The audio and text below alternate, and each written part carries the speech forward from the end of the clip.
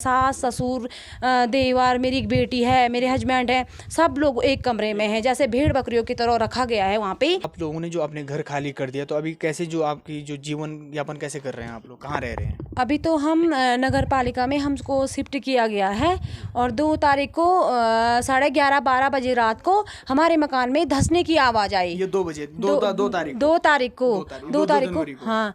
फिर हम लोग सारे मोहल्ले के लोग बाहर आए और सब लोग कह रहे थे भागो भागो भागो, होटल टूट गया। यहाँ पीछे हमारे मलारिन और मांडवी होटल है, उनको टूटने की ज़्यादा डर है क्योंकि वो बहुत बड़े बड़े होटल हैं।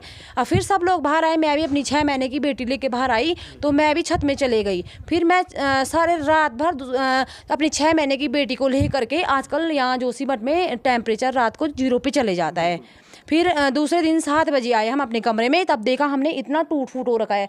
पहले तो ये रात में होता था, रात में वो लोग एनटीपीसी वाले रात में क्या पता हो सकता है अंदर से ब्लास्ट करते थे होंगे, तो वो जो दरारें कम रहती थी, जैसे सुबह को ज़्यादा दिखती थी।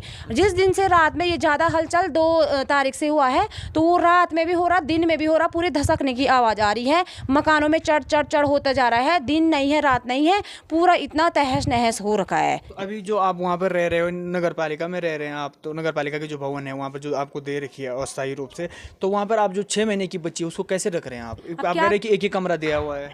अब क्या कर सकते हैं, अपने घर के बराबर तो नहीं मिल सकता है, बाहर हम एडजस्ट कर रहे हैं। हम सरकार को ये कह रहे हैं, हमारे आज के बारे में मत सोचो, कल के बारे में सोचो। आज तो हम जैसे वैसे अपना जीवन यापन कर लेंगे, पर हमारा भविष्य का क्या होगा, हमारे बच्चों का क्या होगा? जो हमारा इतना बड़ा घर था वो छीन गया है, न रोजगार है न कुछ है, हम कहाँ जाएंगे? कह रहे हैं कि जोशीमठ में सभी जगह घर में दरार है, थोड़ा थोड़ा तो सभी जगह है, पर ये मलारिन और मांडवी के पीछे बहुत ज़्यादा दरार है। कुछ तो हम अपने घर से, ये घर में देख ही रहे होंगे आप, पहले ये बगल वाला छत हमारे छत के बराबर ही था। और ये छत आपको दिखाना चाहूँगा कि ये जो 2 मकान थे ये एकदम बराबर थे, और आज करीब ये संभवतः 2 फीट नीचे जो ये मकान है ये चला गया इस मकान पे हमारे बगल वाला जो मकान है, इस पे एक भी दरार नहीं है। ये मकान नीचे को धस रहा है, और धस रहा है नीचे को, एक दरार नहीं है। हमारे मकान पे इतनी दरार है, हमारे मकान बाहर को धक्का खा रहा है। आपने हमारे मकान की हालत तो देख दी होगी पूरी। जब मकान की बुनियादी पक्की नहीं है तो मकान किस पे टिकेगा?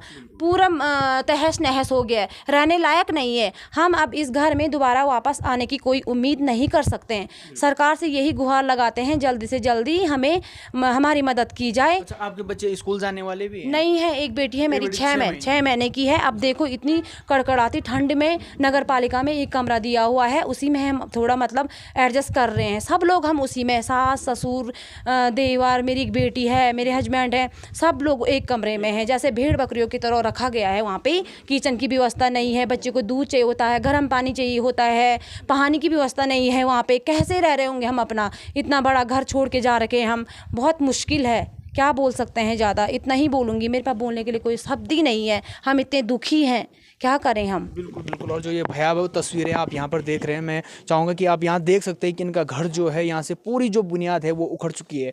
जब घर की बुनियादी पूरी जो है वो उसमें दरारें आ गई है, जो धंस गई है। यहाँ पे हमने एक दूसरा मकान भी दिखाया था जो करीब 2 फीट नीचे चला गया है, जो उसके समकक्ष जो दूसरा घर था उसके 2 फीट नीचे चला गया है। तो किस तरह से लोग यहाँ पर जीवन यापन कर रहे हैं, आप सोच सकते हैं कि बहुत ही जो है एक भावुक करने वाली जो तस्वीरें हैं लोगों का। इनका कहना है कि हमारी पूरी जो जमा पूंजी है इस घर पर लगी हुई है। अब हमें सरकार 1-2 मकान भी देगी, तो उससे 1-2 कमरे भी देगी, तो उससे कुछ नहीं होगा। जो हमारी जो मेहनत लगी थी वो घर तो हमारे पास से हमसे छिन गए। अपने ही घरों पे जो है वो अब मेहमान बन के यहाँ से अब जो पूरे सामान है वो यहाँ से निकाल दिया गया है। आगे और तस्वीरें आपको दिखाते रहेंगे, आप बने रहिए न्यूज़ स्टूडियो उत्तराखंड के साथ।